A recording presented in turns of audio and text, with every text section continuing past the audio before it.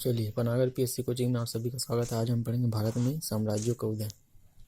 ये पार्ट 2 है वीडियो का, है ना। भारत में जो साम्राज्यों का उदय जो प्राचीन भारत इतिहास का है, प्राचीन भारत कालीन इतिहास का ये मतलब साम्राज्य है उस टाइम का है।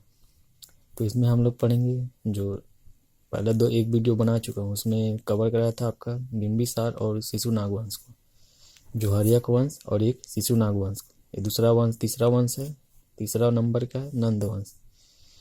तो नंदीवर्धन की हत्या किसने की? इसने, महापद्मनंद ने। उसकी हत्या करके एक नया वंश बनाया, नंद वंश। कौन सा वंश बनाया? नंद वंश का स्थापना किया। इसका शासनकाल देख लिए, 344 से 322। 344 से 322 ईसा पूर्व था, इसको याद रखना। और प्रथम शासक कौन था? महापद्मनंद। प्रथम शासक कौन था? महापद्मनंद प्रथम शासक था, इसको याद रखिएगा। ये शूद्र शासक था। क्या था आपका? शूद्र शासक था। इसने क्या किया था? शूद्र मतलब क्या? जो नीचे सेवा हुआ का काम करता था ना, उन्हीं में से एक राजा बना ये महापद्मनंद। और जो क्षत्रियों को क्या के पूरा नाश कर दिया, जितने क्षत्रिय उतरी थे।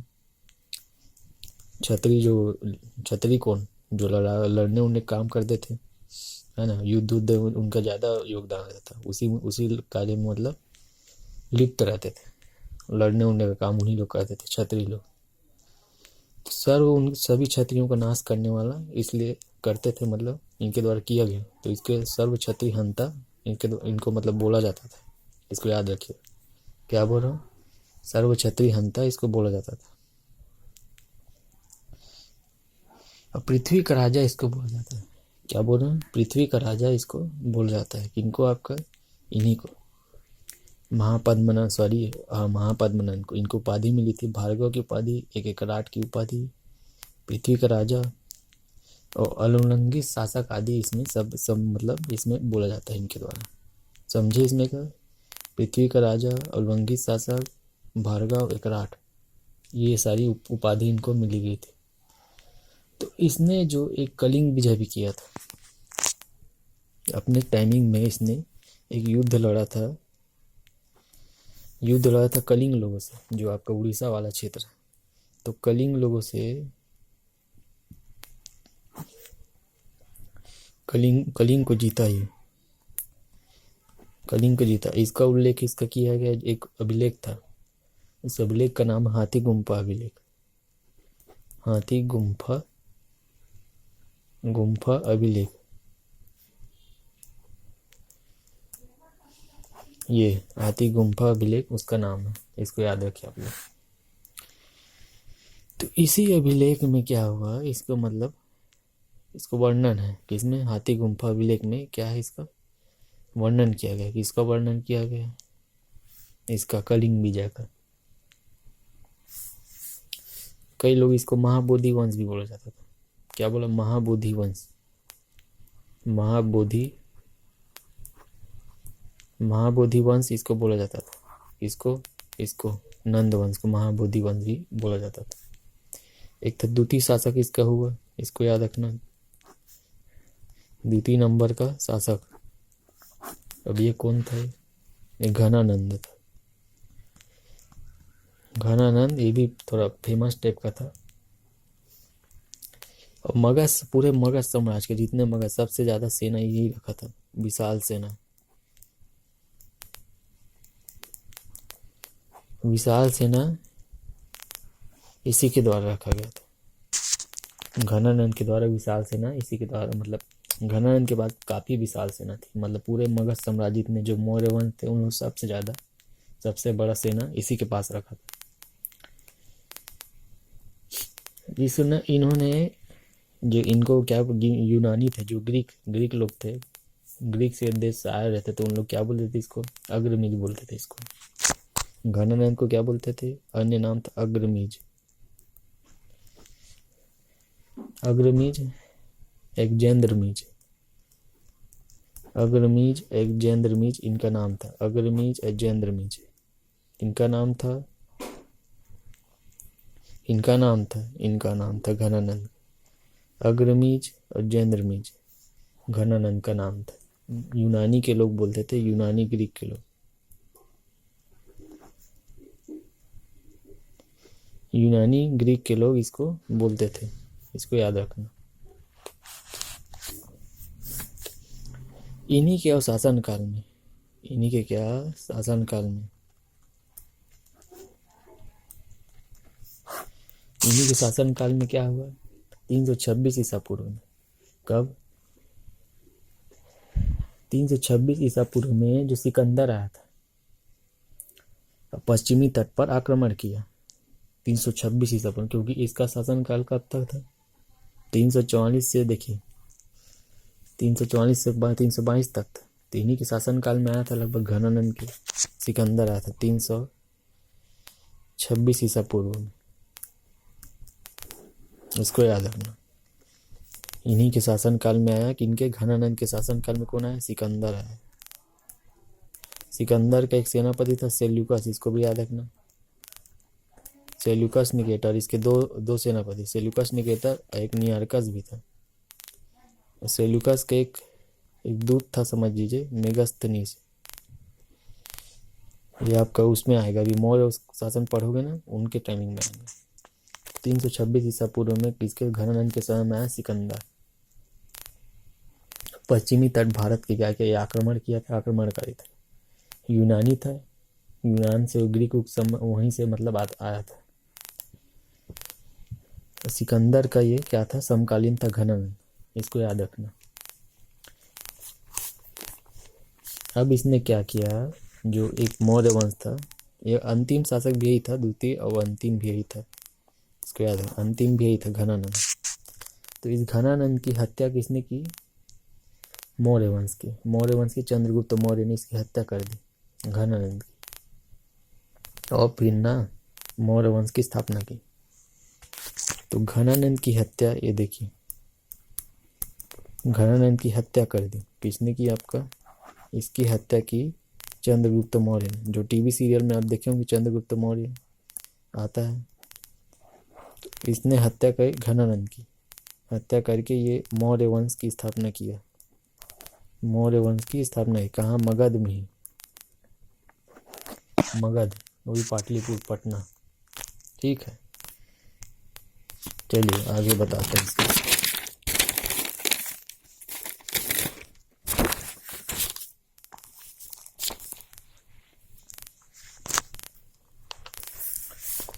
तो मौर्य वंश, देखिए मौर्य वंश के बारे में हम लोग जानते हैं।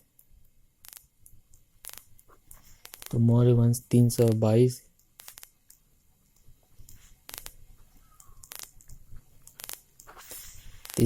से 184 ईसा पूर्व, ये याद रखना। संस्थापक कौन थे इसके? मैं बताया अभी, संस्थापक इसके मौर्य चंद्रगुप्त मौर्य, इसके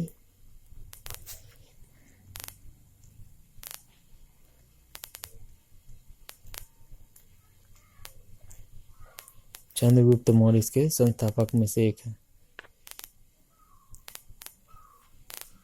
ठीक है, इसको याद रखना आप लोग।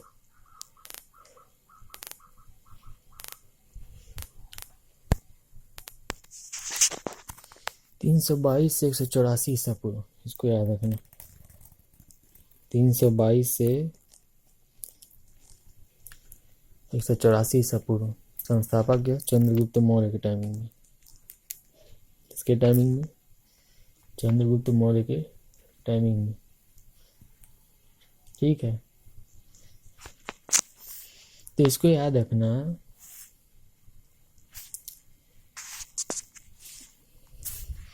323 भी याद रखना, 323 से चालू होता है 184 ईसा पूर्व तक। ये थोड़ा कंफ्यूजन रहता है इसमें। तो 23 में इसने क्या किया, लेकिन 22 से इस गद्दी पर बैठा। 23 में इसने क्या किया, पहले तो उसके नंद वंश के जो घनानंद को क्या किया, ये मौर्य वंश के बारे में अलग है ना, ये इसका अलग हेडिंग डाल देता हूँ इसके नीचे। घनानंद की हत्या की है ना 23 में, 323 में ईसा पूर्व। फिर हत्या करके फिर गद्दी में बैठ गई है। कौन? मौर्य, चंद्रगुप्त मौर्य। ठीक है। और इसने मगध साम्राज्य की मेन जो मुख्य थे, मगध पर जो है मुख्य रूप से स्थापना हुआ। वो स्थापना तो हो चुका था, लेकिन इसने भी विस्तार किया काफी। जो चंद्रगुप्त मौर्य का जो शासनकाल बहुत विस्तार था। तो मौर्य वंश के बारे में जानते हैं। तो पहला प्रथम शासक थे ही थे चंद्रगुप्त मौर्य। और जो अशोक है, इसी का नाती था। अशोक कौन था? इसी का नाती था। किसका? चंद्रगुप्त मौर्य का नाती था। इसको याद रखना, किसका नाती था? इसी का नाती था। इसको याद रखना।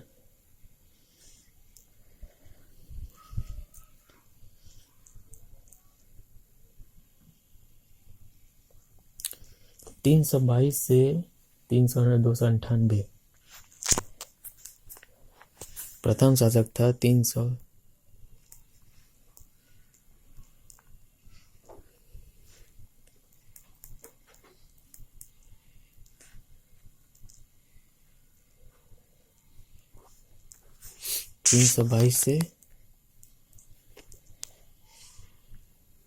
322 से 298 ईसा पूर्व।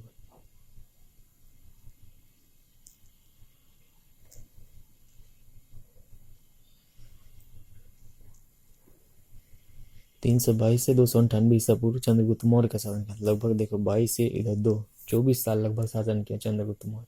इसकी राजधानी अपना बनाया था। ये राजधानी इसका था पाटलिपुत्र। स्थायी रूप से हो गया था ना ये उसके समय से। जो उदयन था ना, उसी टाइमिंग से ही इसको मतलब स्थायी रूप मिल गया। किसको? सॉरी, जो काला शोक के टाइम में ना इसको स्थायित्व की प्रदान हो गया।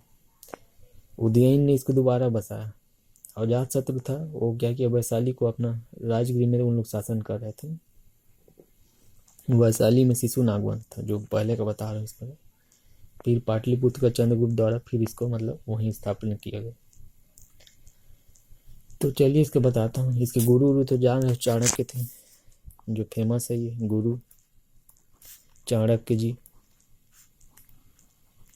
इसी को कौटिल्य बोल रहे थे। कौटिल्य, एक विष्णुगुप्त। कौटिल्य,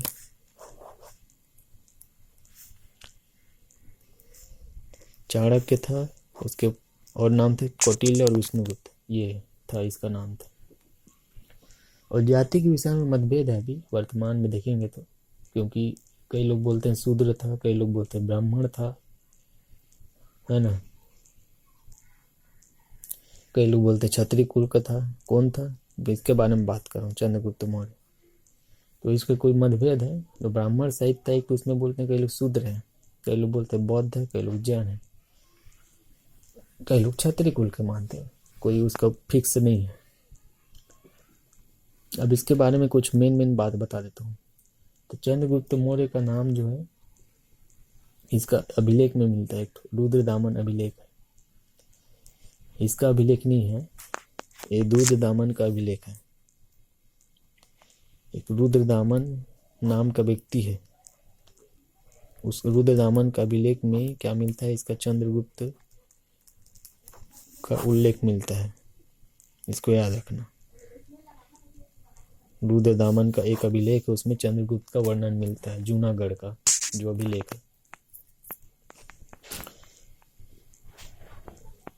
अब इनकी जो तिथि उथी जो हम लोग जो पढ़ रहे हैं अभी वर्तमान में, इसका जो डेट उट पढ़ रहे हैं, ये सभी ना यूनानी लोग से मिला है। जो यूनानी स्रोत थे, उन लोग के जो ग्रंथ लिखे थे, यूनान के जो ग्रीक के लोग थे, ग्रीक के देश के लोग थे। और वही वर्तमान नाम जो ग्रीक के कंट्री के लोग हैं, उन्हीं में इनका जो है क्या जिक्र मिलता है, उनके स्रोत में चलता है पता। अब इनके समय में क्या हुआ, जो सौराष्ट्र के जो गुजरात के अंतर्गत में है सौराष्ट्र, तो उसी के अंतर क्षेत्र में एक गवर्नर थे पुष्यगुप्त। क्या थे? गवर्नर पुष्यगुप्त। पुष्यगुप्त ने ही सुदर्शन झील बनवाया था। एक पुष्यगुप्त का नाम का व्यक्ति था, पुष्यगुप्त। इसी ने सुदर्शन झील का नाम बनवाया था। क्या बोल रहे हैं इसमें, क्या बोल रहे हैं इसमें, सुदर्शन झील का क्या बनवाया था इसमें,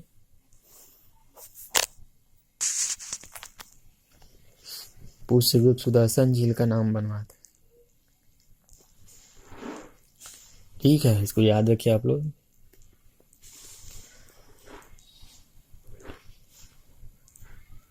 सुदर्शन झील का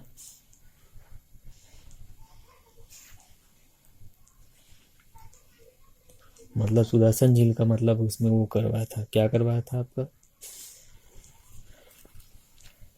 बनवाया था गिरनार पहाड़ी गुजरात।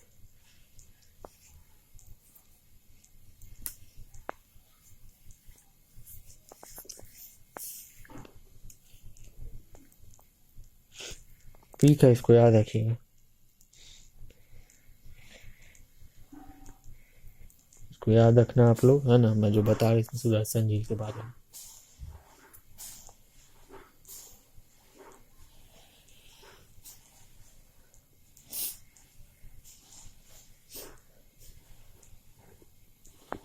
तो उस टाइम में देखो हिंदूकुश पर्वत की एक, हिंदूकुश पर्वत भी था जो आपका पामीर का पठार वाला हिस्सा, जो हिंदूकुश पर्वत था 30।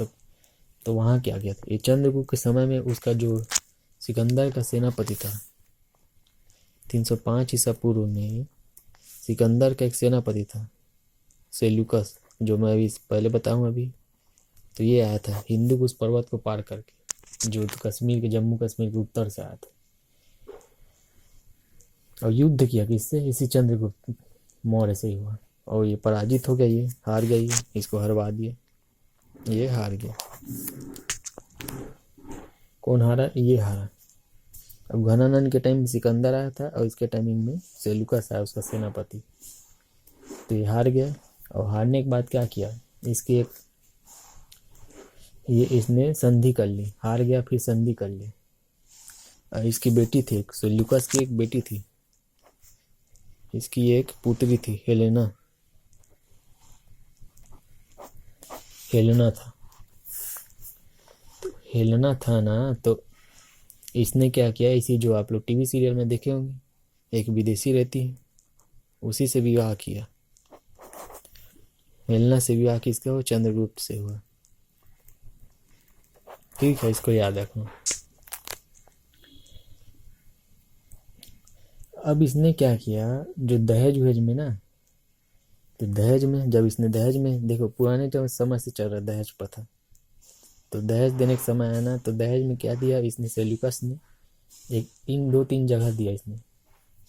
एक जेड्रोसिया दिया है ना, एक पेमिसदाई क्षेत्र दिया, एक अराकोसिया एरिया दिया। 3 क्षेत्र इसने दिए, इसने सेल्यूकस ने किसको दिया, इसको चंद्रगुप्त।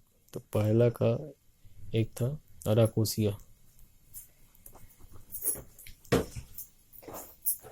कौन सा क्षेत्र, अराकोसिया एरिया, ये पहला क्षेत्र। दूसरा एक था जेड्रोसिया,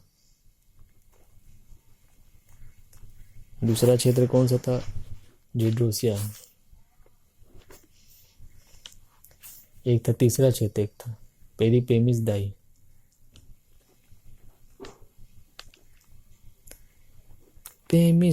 पेरिपेमिसदाई देखिए,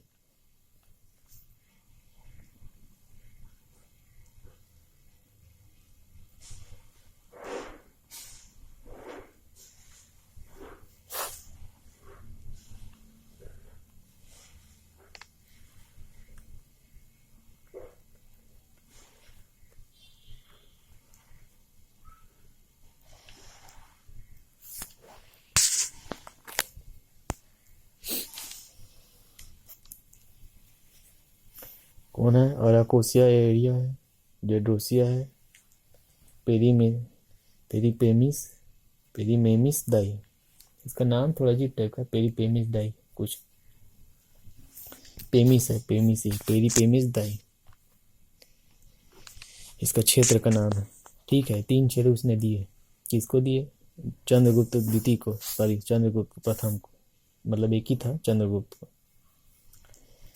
तो इसने युद्ध का, और युद्ध को इसने ले लिया, और युद्ध का वर्णन इसका मिलता है एक एपियानस, इसको याद रखना आप लोग। एपियानस नाम का एक लेख था, या इसके युद्ध का वर्णन मिलता है चंद्रगुप्त के एपियानस में मिलता है। एक अभिलेख या कुछ भी था, ग्रंथ वन था, उसमें मिलता है।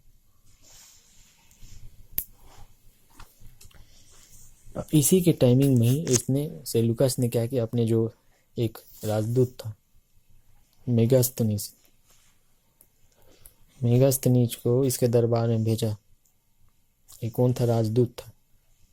इसका राजदूत था ये, सेलुकस का ही राजदूत था ये, इसी का राजदूत था मेगास्थनीज, और इसके दरबार में भेजा। उसके दरबारी कवि बन गया। भारत भेजा वहाँ से, मतलब जहाँ से, मतलब ग्रीक रूट से, जहाँ मतलब उन लोग रह रहे थे वहाँ से भेजा इसको बस याद रखना, ये आया था उसके टाइमिंग में। इसके बाद अगला इसमें आएंगे 322 ईसा पूर्व। 322 ईसा पूर्व, इसको याद रखना। तो इसी टाइमिंग में एक जैन संगति हुई। क्या संगति हुई? जैन संगति हुई, इसको याद रखना। आयोजित हुई। क्या हुई? आयोजित हुई।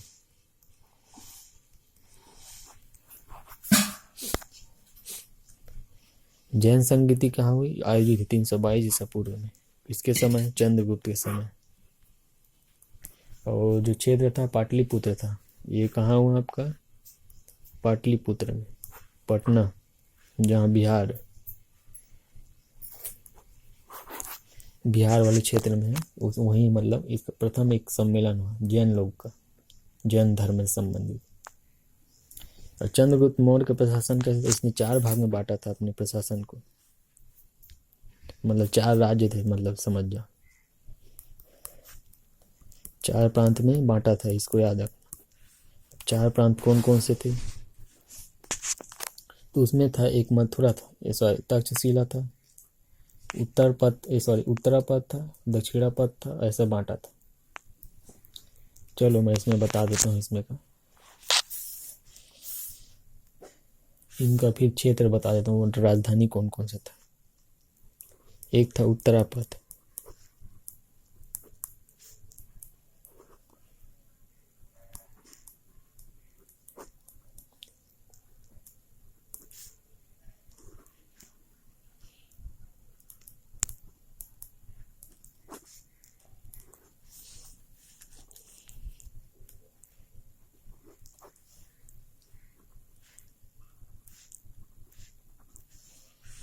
एक तक्षशिला। क्या? उत्तरापद का तक्षशिला।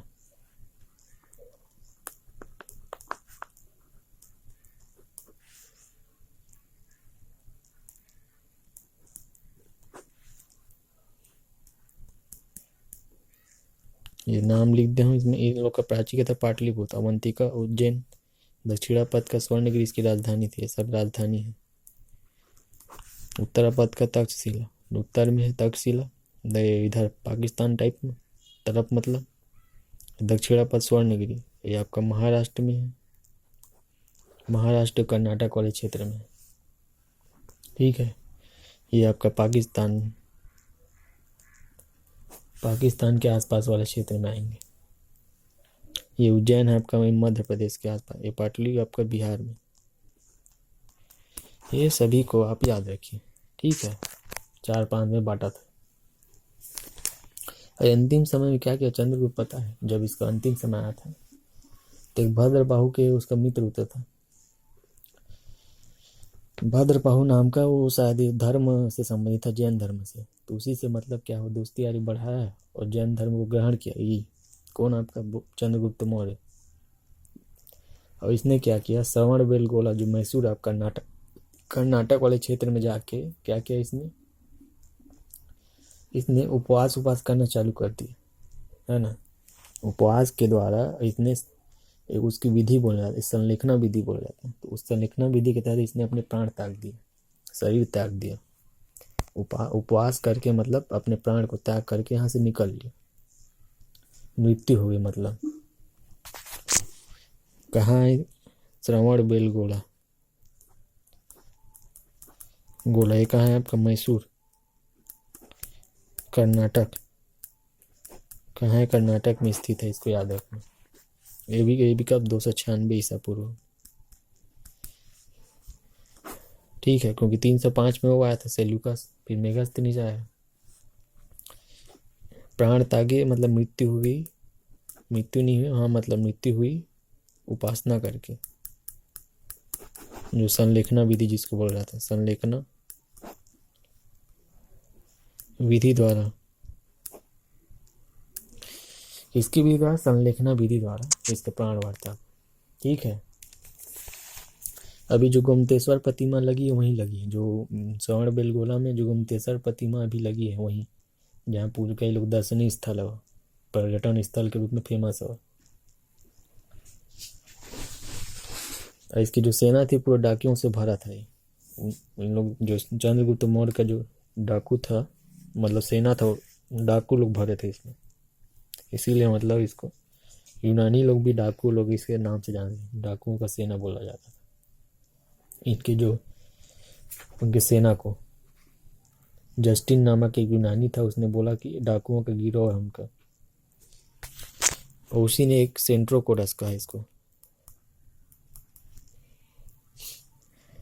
सेंट्रोकोट्स बोला, सेंट्रोकोडस नहीं, सेंट्रोकोट्स। उन टाइम में इसको कहा, किसको कहा? चंद्रगुप्त को।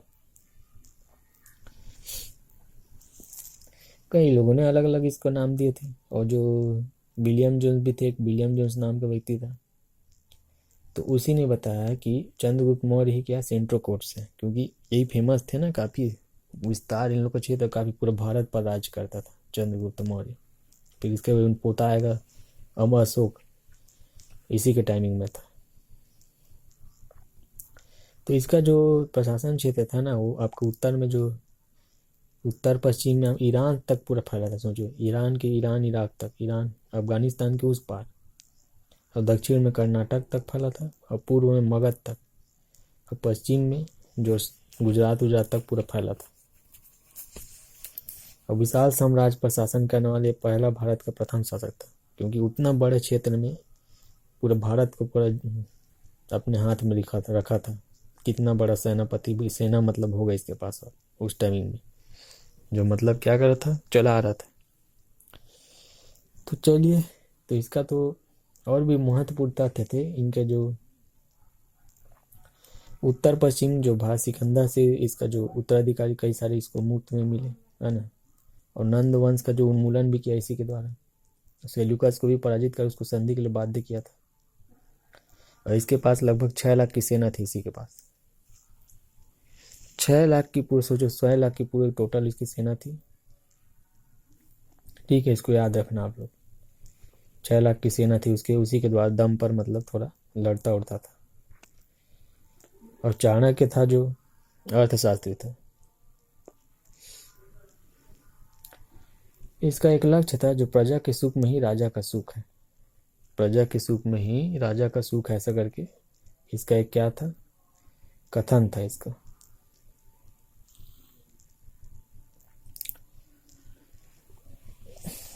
तो चलिए, इसका तो अभी हो गया। फिर इसके बाद दूसरा शासक था इनका जो बेटा है बिंदुसार, चंद्रगुप्त मौर्य का पुत्र था, उसके बारे में जानेंगे अगले वीडियो में। यही वीडियो समाप्त कर रहा हूँ, इसका मतलब बता दे रहा हूँ कहाँ से स्टार्ट किया था मैं इसमें।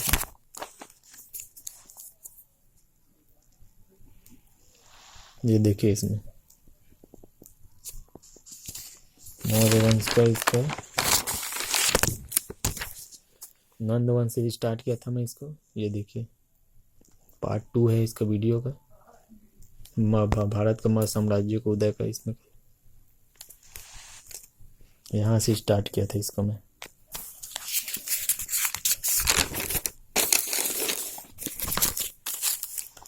फिर यहाँ पे देखिए इसमें का ये